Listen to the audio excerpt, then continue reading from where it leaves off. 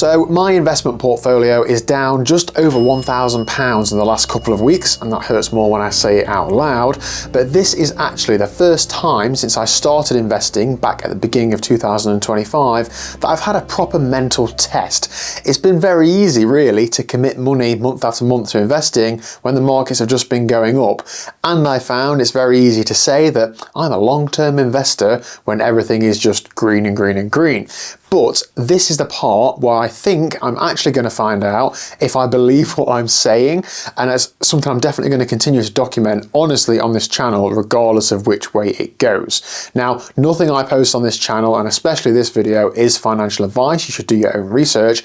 I'm just documenting what I'm doing as a mid-30-year-old bloke trying to invest so that I've hopefully got more options in later life. And if you'd like to follow along on that journey, I'd be very grateful if you were to hit that subscribe button down below. Thank you very much. Now, I'm sure you will agree that there is a lot going off in the world at the minute, but this channel is not about that. However, it has resulted in the markets being a bit all over the place. Big tech has dropped a bit, index funds pretty much across the board have pulled back, and suddenly portfolios, and in particular mine, isn't just going up every month anymore. Now, through the research that I've done and the YouTube videos that I've watched, I know that it is completely normal and it's just part and parcel of investing, but I am finding that it does feel different when it's your actual real money that is being affected. You open up your portfolio and you're down 4 figures instead of up. So overall, my portfolio is down just over £1,000 from its peak, down to around £17,500 now. Yes, that is a lot of money to be down, but hopefully for this project, it's not the end of the world. It shouldn't be enough to derail my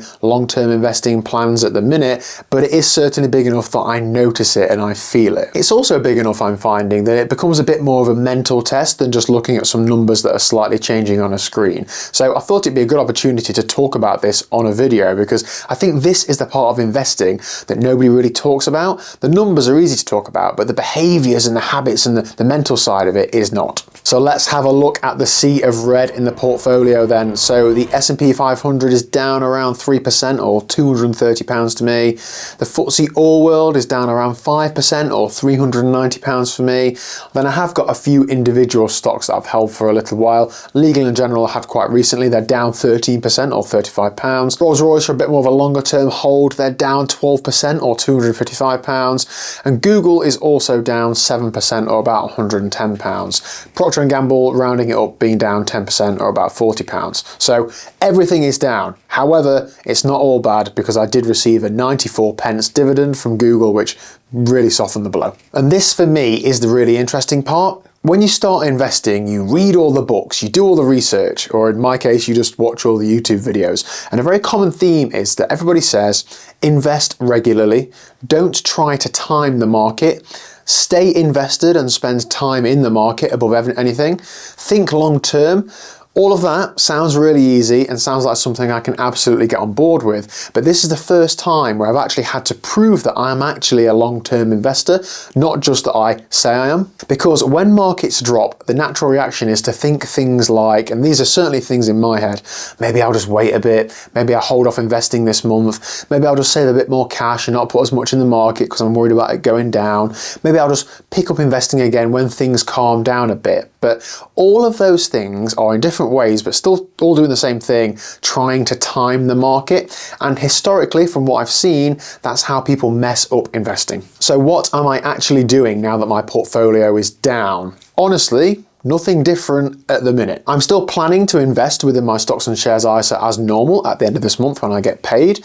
I'm still planning to be buying the same funds. I'm not going to be selling anything. I'm not going to be trying to guess what the market is doing next, because the whole point of this portfolio and this channel is long-term compounding, not short-term market movements, hence the name, The Compounding Project. And this is something that I think is really important with investing.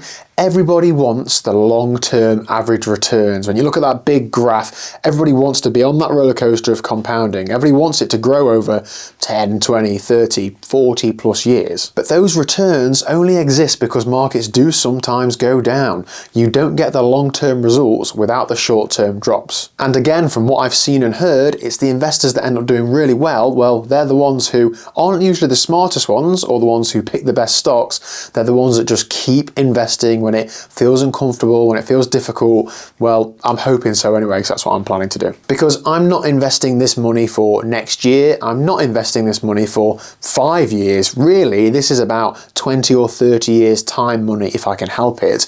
And when you zoom out to that time frame, whether the portfolio is down £1,000 this month or up £2,000 next month, it just doesn't really matter at this point. What really matters is what I'm doing. Am I investing regularly and relentlessly?